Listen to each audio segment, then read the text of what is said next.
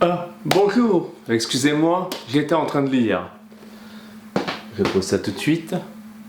Et oui, on s'occupe comme on peut, on est encore en confinement. J'espère que vous n'êtes pas comme moi en cette période de confinement, à vous laisser aller. Regardez-moi cette barbe là. Je ressemble presque à un zombie.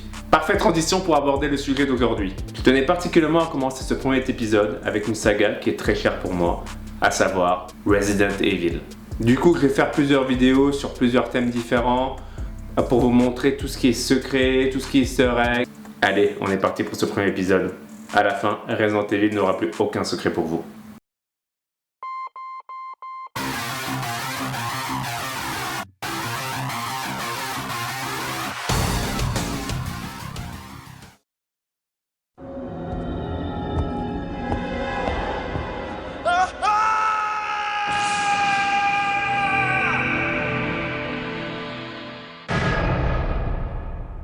Le nom original du jeu est Biohazard, ce qui le définit bien, avec tous les virus et armes biologiques qu'il présente. Sauf que Capcom était obligé de changer de nom en Occident. En effet, il existe déjà un jeu sous DOS qui s'appelle Biohazard, et aussi un groupe de métal. Du coup, Capcom US a organisé un concours en interne pour redéfinir le nom en Occident. Et c'est Resident Evil, ou Résidence du Mal en français, qui l'a remporté, vu que le jeu se déroule dans un manoir. Fun fact, Chris Kramer, le directeur communication chez Capcom, trouve ce nom assez ridicule. Personnellement, je préfère Resident Evil comme nom, vu que Biohazard nous montre direct de quoi il s'agit. Au moins avec Resident Evil, on a encore une part de mystère. Une version du jeu était prévue pour sortir sur Game Boy Color. Elle était développée par M4 Limited Company.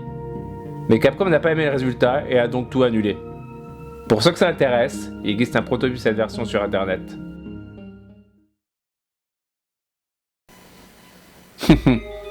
On se rappelle tous de la fabuleuse cinématique d'intro du jeu, avec ses acteurs qui méritent de gagner un Oscar. En Occident, cette vidéo est censurée. On ne voit pas le chien encaisser les balles, et dans la présentation des personnages, Chris ne fume pas par exemple. Attention, l'abus de tabac est très nocif pour la santé. LOL. En creusant dans les données du jeu, on peut retrouver des objets qui n'apparaissent pas dans la version finale. Comme certaines balles de Magnum. Le Magnum en question. Une pioche. Du carburant pour lance-flamme, un morceau de bois, des clés avec un design un peu différent, ainsi qu'un bidon d'huile. Il servait peut-être à brûler les zombies pour éviter qu'ils se transforment en Crimson Head, comme dans le remake. À la base, il devait y avoir deux personnages jouables en plus de Chris et Jill. Dewey, l'équivalent humoristique de la bande, en référence à Eddie Murphy par rapport à l'époque, et Gelzer, un cyborg. Celui-ci fut remplacé par Barry. Il devait même aider Jill à ne pas se faire aplatir. Le jeu s'inspire beaucoup d'un ancien titre de Capcom, à savoir Sweet Home, sorti en 1989, qui est fondé sur le film d'horreur japonais du même nom. Comme par exemple l'animation d'ouverture de porte, qui est une très bonne idée pour calquer le chargement entre deux zones. Mikami voulait faire de Resident Evil 1 un FPS à la base, mais dut abandonner l'idée, la faute aux limitations techniques de la console. On retrouvera par contre ce système dans les Gun Survivor ou dans Resident Evil 7. Il s'est finalement inspiré des angles de vue du jeu de Freddy Greynal, Alone in the Dark, sorti en 1992. Avant Resident Evil 5 et 6, c'était d'abord dans le premier épisode que le système de coop était prévu. Je trouve qu'ils ont bien fait de garder le fait de jouer seul, ça renforce grandement le stress dans la partie. La version bêta du jeu montre beaucoup de différences, que voici. On peut remarquer dans cette pièce différents angles de vue par rapport à la version finale. Le corps de Forrest se trouve dans un autre endroit, ainsi que le lieu où se déroule le combat contre Yawn, le serpent géant. Le manoir aussi devait être beaucoup plus grand et comporter un jardin ainsi qu'un cimetière. On peut voir ici un gameplay qui ressemble beaucoup à la rencontre du zombie de Trevor, idée reprise dans le remake plus tard. Des voix japonaises furent enregistrées pour le jeu, mais elles déplient tellement à Mikami qu'il les fait supprimer. Personnellement, j'adore les dialogues américains, et c'est sûrement le fait qu'ils soient aussi ridicules qui font leur charme.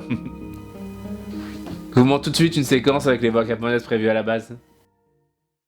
Nanda? どうしたレベッカ？私、この研究所で研究ファイルを見たんです。研究中のタイラントウイルスがまだたくさんこの研究所にあって、こんなところ思い切って爆破した方が。ジルか？クリス！ました。起爆装置を作動させましたよ。よくやった、レベッカ。レディーファースト。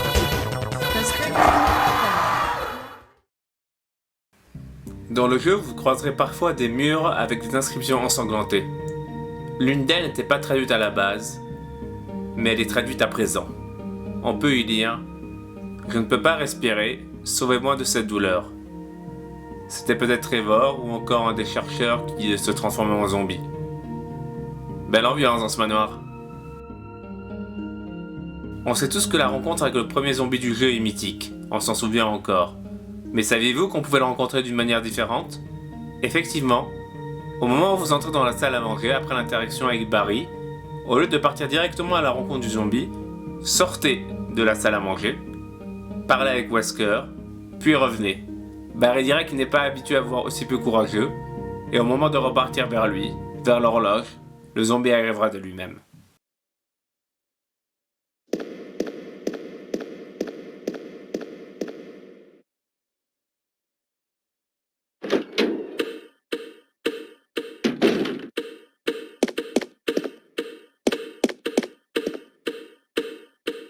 Lost courage already?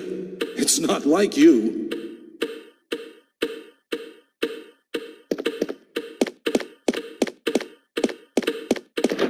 Who is it? Hey, you! Stop! Run, Jill! He's insane!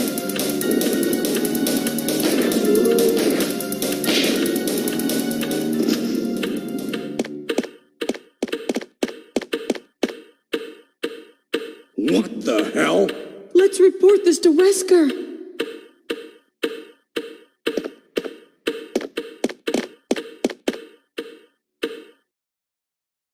La version Saturn du jeu proposait quelques trucs en plus, à savoir le mode Battle.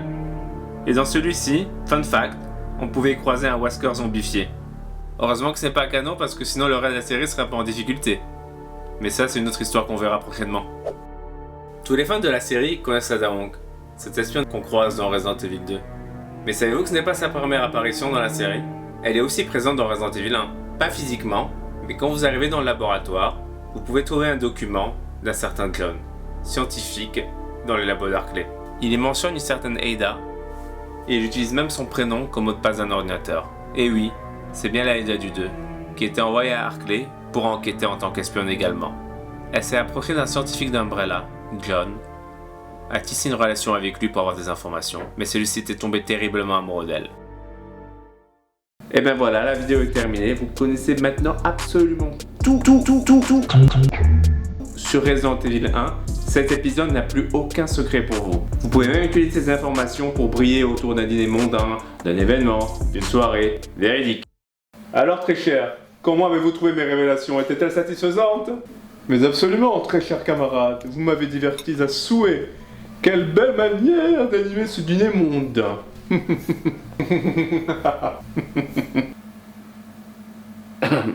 N'hésitez pas à dire ce que vous avez pensé de la vidéo dans les commentaires et si elle vous a plu, à laisser un like et à vous abonner. Merci à vous et surtout n'oubliez pas que la force de la pop culture soit avec vous.